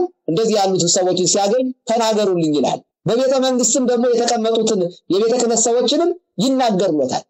በጠቅላይ ቤተ ክህነትም በትልልቅ ብፁዓን አበው ሊቃነ ጳጳሳት ደረጃ ተቀምጠው ይሄንን እኮ እንዳይዘገብ የሚያደርጉትን አባቶቻችን ናቸው ወንድማችን ሀብታሙና ጉዳዩ ከመንግስት የዘለለ አይደለም የመንግስት አፍ ነው ይሄ ስለዚህ ከቤተ መንግስት የወጣ አድርገን ነው እኛ የንን የምንቀበለው አላድናችሁም የምትሞቱት በኃጢአታችሁ ነው ይያለን ነው ማለት ነው ከልብ አመሰግናለሁ በተለይ እንግዲህ ባለንበት አገር ፕሬዝዳንት ዶናልድ ትራምፕ ሰሞኑን በናይጄሪያ ውስጥ በክርስቲያኖች ላይ አነጣጥሮ እየተፈጸመ ያለውን ጭፍጨፋ በተመለከተ እንደው ከተለመደው የዲፕሎማሲ መንገድ የዲፕሎማሲ ቋንቋ ወጣ ብለው በግልጽ እርምጃ እስከመውሰድ ድረስ የሚያስብና ከናይጄሪያ ክርስቲያኖች አልፎ በዓለም ዙሪያ ያሉ ክርስቲያኖች ጭምር ሊጠቁ አይገባም መከታ እንሆናለን የሚል አስተያየት የሰጡበት ሂደት አለ እዚህ በርካታ አብያተ ክርስቲያናት አሉ በርካታ ምዕመናን አለ የሌሎች እምነት ተከታዮችም ልክ አገር ቤት እንዳለ ሁሉ በኦርቶዶክስ እምነት ተከታዮች ላይ ሃይማኖት ላይ አነጣጥሮ የሚፈጸመው ጥቃት ነገ ከነጎዳኛም ላይ ይፈጸማል የሚል የጋራ አንድነት ሐሳብ ማቅረብ ቢገባ ጥሩ ነበር በርግጥ ባለፉት 7 ዓመታት ኦርቶዶክስ በዋናነት የግድያ ኢላማ ይሁኑ እንጂ ወለጋ ውስጥም 9 የወንጌላውያን አማኞች በግፍ ተገለዋል የእስልምና እምነት ተከታይ ሆኑ የአማራ ብሔር ተወላጆች እንግዲህ ህፃናትና ሴቶች መስጊድ የተጠለሉትን ጨምሮ ኦሮሚያ ክልል ጉሊሶ ከ1000 በላይ በአንድ ጀንበር ከ20 በላይ የአንድ ቤተሰብ አባላት የተጨፈጨፉበት ሂደት የሚታወስ ነውና የፕሬዝዳንት ዶናልድ ትራምፕ አቋምን ተከትሎ እዚህ በውጭ ሀገራት ያሉ አብያተ ክርስቲያናት እንግዲህ የተለያየ አገረ ስብከቶች ያሉና በተደራጀ መንገድ ጥያቄ ማቅረብ አይገባም ወይ እዚህ ላይ እንደው ያለው አስተያየት ምንድነው እንደ ውይይታችን ማጠቃለያ ቢሆን ይገባል እንጂ ይገባል በነገራችን ላይ የአሜሪካ ፕሬዝዳንት ዶናልድ ትራምፕ ያደረጉት ነገር በጣም የሚበረታታ ነገር ነው አሜሪካውያን ይሄንን በደንብ ይገነዘባሉ አክራሪ ሙስሊሞች በአለም ላይ ምን ያደረጉ እንደሆነ አሸባሪዎች ምን ያደረጉ እንደሆነ ያያየን ነው በነገር ላይ በዚህ በውጭ ሲኖዶስና በአገር ሲኖዶስ አንድነት ጊዜ ሎስ አንጀለስ ወደ 13 14 በላይ የሚጠጉ ብፁዓን ሊቃነ ጳጳሳት በተገኙበት ስብሰባ አካሂደን ነበር እና እዚያ ውይይታችን ላይ 4 ጥናቶች ቀርበው አንደኛው ጥናት ላይ ክርስትናው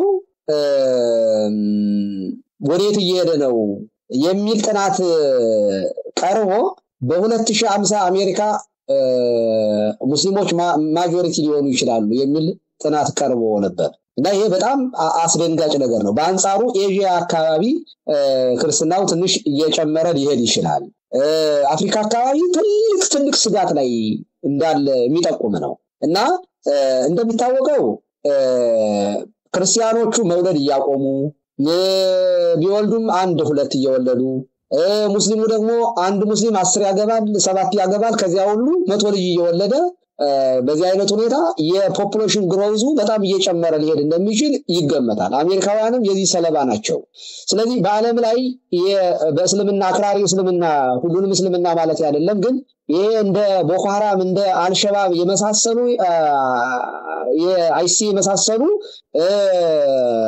አሸባሪዎች በኢትዮጵያም ደረጃ ላይ በተለያየ ጊዜ ተሞክሯል ሶማሊያ ውስጥ የሚታየው ኢትዮጵያ ውስጥም እንደዚህ ያሉ አሸባሪዎች እንዳሉ እኔ አሪሲ የአሸባሪዎች ማሳያ ነው መለኪያ ነው ኢትዮጵያን የማስለም ስትራቴጂ አለ አፍሪካን የማስለም እንደ አፍሪካ ኢትዮጵያን ደግሞ ታርጌት ያደረገ የአሸባሪዎች የሸሪዓን ህግ ኢትዮጵያ ውስጥ ለማምጣት የሚሰሩ አሉ ስለዚህ ይሄ አላርም ክርስቲያኖች በየትኛውም አካባቢ በአሸባሪዎች ሲገደሉ አሜሪካ ላይ ይሰማል መግበኔ ነው ይሄ ጉዳይ ለዚያ ነው እኮ አሪሲ ላይ ያለው ግድያ እዚያ አክሱም ላይ መሰማት አለበት የምንለው እኮ ለዚያ ነው መሰማት ለዚያ ነው ሙስሊሞች የሆነ እንደው አንድ ሙስሊም ሞተ እኮ ሲባል እኮ ዳር እስከ ዳር ነው ሆ ብለው የሚነሱ ያስቀናል እውነት ለመናገር አንድነታቸው እኛ ኦርቶዶክስም ጴንጤም እስላምም ቢሆን በእምነቱ መገደል አለበት ነውር ነው መገደል አለበት ብሎ ማሰብ ሰው የወደደው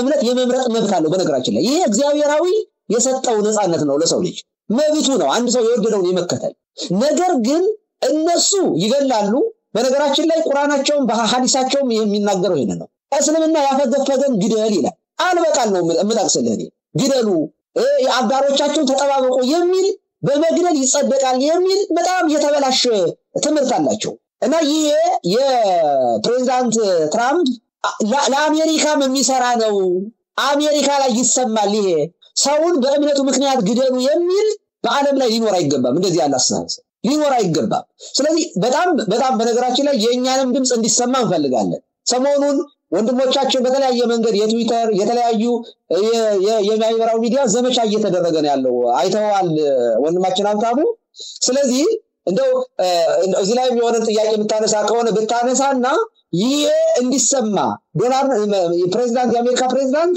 ለነሱ ብቻ አይደለም የራሺያ ሌሎችም ፕሬዝዳንት ፑቲን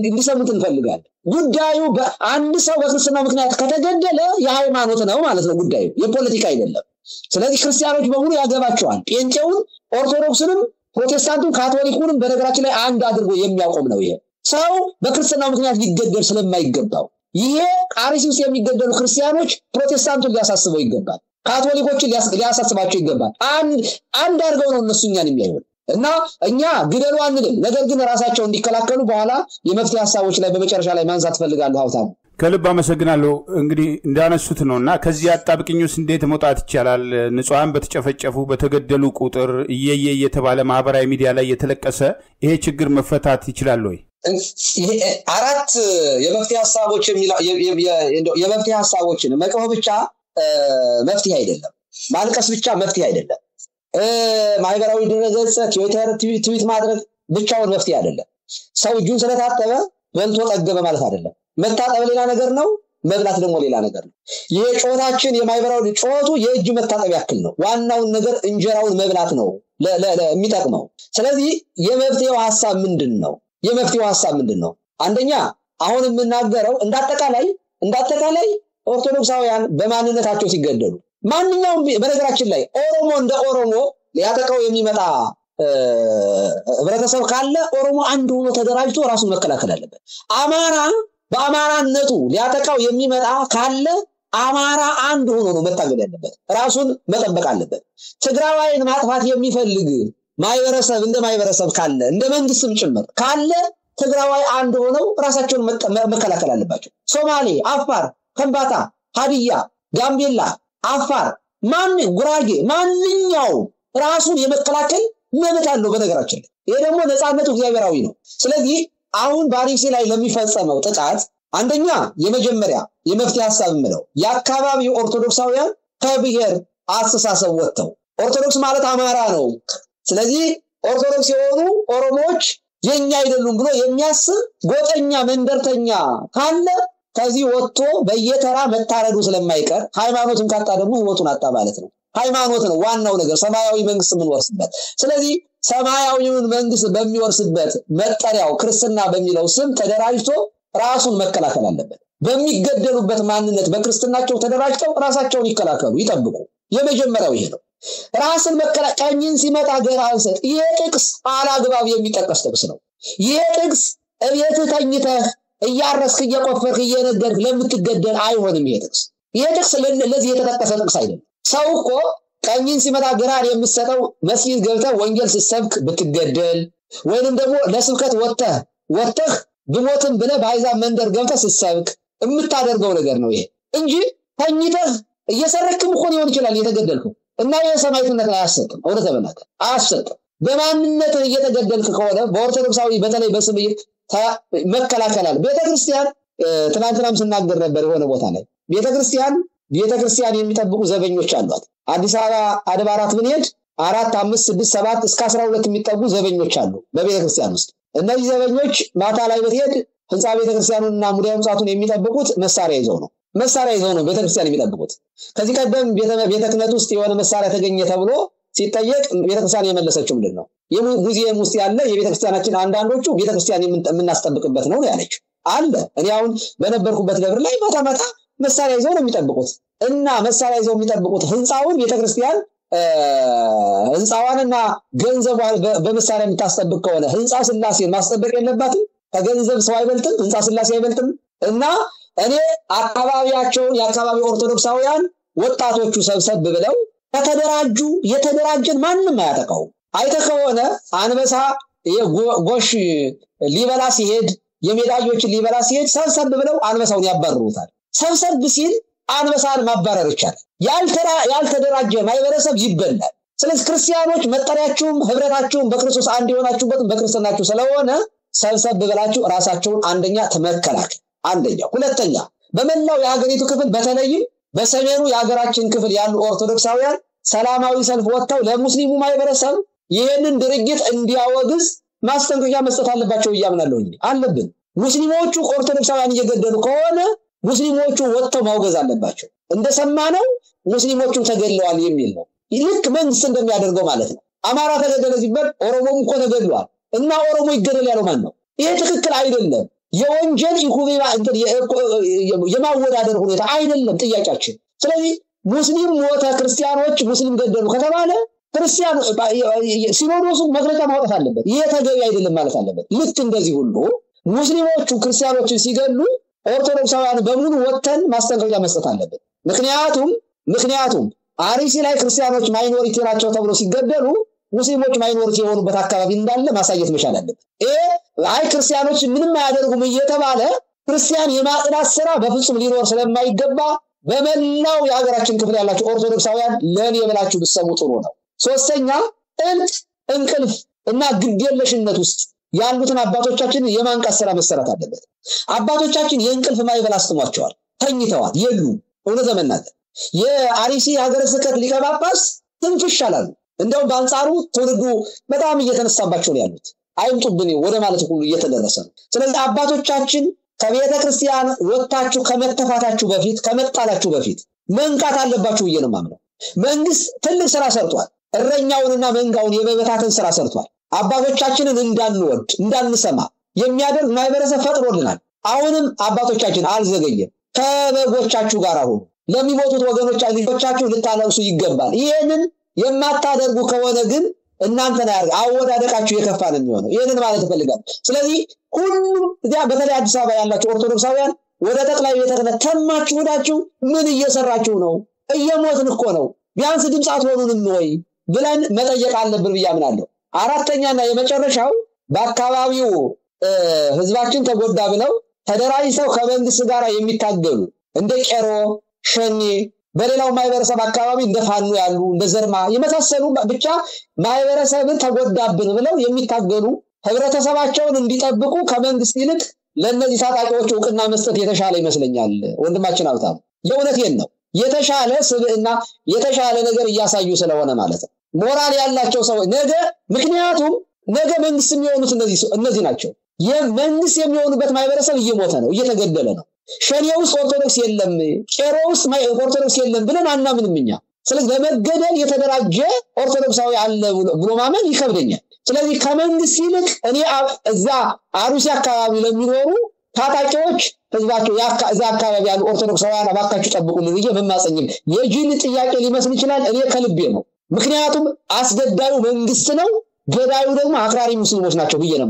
ስለዚህ እስላማዊ ታጣቂ ነው ብዬ ሸኔን ስለማላምን ሸኔዎች እዛ አካባቢ ካላችሁ ኦርቶዶክሳውያንን አባካችሁ ጠብቁ። ቄሮዎች እዛ አካባቢ ያላችሁ ወንድሞቻችሁን ኦርቶዶክሳውያን ኦሮሞዎችን ጠብቁ። ነገ ስልጣን የምትይዙባቸው የምትሾሙባቸው እነሱ ናቸውና መንግስት ራሱ አንዱ አስገዳይና ገዳይ በመሆኑ አድነን ብለን ዕውቅና መስጠት ተገቢ ስለማይሆን ለመንግስትኛ አንጮህ። ስለዚህ በጋራ ሀገር ለመስራት ሀገር ለማቆም ሀገር ለመጠበቅ የጋራ እሴት ሞራል ሊኖረን ይገባል። ሰው በማንነቱ ሊገደል አይገባም የሚል ለሁሉም ማህበረሰብ ማንኛችንን ልንገደል አይገባም የሚለውን የመፍትሄ አቅጣጫዎችን መጠቆም እፈልጋለሁ። ሀብታሙ እግዚአብሔር ይስጥልኝ። ከልብ አመሰግናለሁ። መላከ ገነት ቀሲስ ዲበኩሉ በላይ በካሊፎርኒያ የኦሬንጅ ካውንቲ ደብረ ሳህል ቅዱስ ሚካኤል ቤተክርስቲያን አስተዳዳሪ ለሰጡን በዚህ በአጭር በቀጠሯችን ተገናኝተን ለሰጡን ማብራሪያ እግዚአብሔር ይስጥልን። ወደፊትም እንግዲህ አቅም በፈቀደ መንገድ ጥያቄ ሲኖረን ብቅ ማለታችን አይቀርም።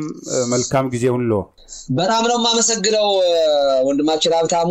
በጣም ለረጅም ዓመታት ለሀገር ያለ ፍቅር ኢትዮጵያ አሉን ከምትላቸው በየጊዜው ብዙዎቹ አቋማቸውን ሲለውጡ መንደር ውስጥ ገብተው ሲራቆቱ ነገር ግን በኢትዮጵያዊነትህ በጣም ጸንተ የቆየ ወንድማችን እኔ ረጅም ዓመት ነው የምከታተልህ እና እንዳንተ ያሉት ኢትዮጵያውያንን ስንመለከት የሀገራችን ተስፋ እውነት ለመናገር ይለመልማል። ሰው እንዳንተ ያሉትን ያብዛልን እና ይሄ ህብር ራዲዮ አድጎ እኔ በእውነት በቲቪ ደረጃ መጥቶ በጣም ትልቅ ሆኖ እንዲያገለግል በጣም ጥሪ ማቅረብ ፈልጋለሁ እውነት ለመናገር። ምክንያቱም ለረጅም ዓመት ኮንስታንትሊ ያለምንም መቆራረጥና ያለምንም ያቋም ለውጥ ሳታደርግ በሀገር ላይ ለተበደለው ህዝባችን ድምጽ ስለምትሆን ከልብ ላመሰግን ፈልጋለሁ።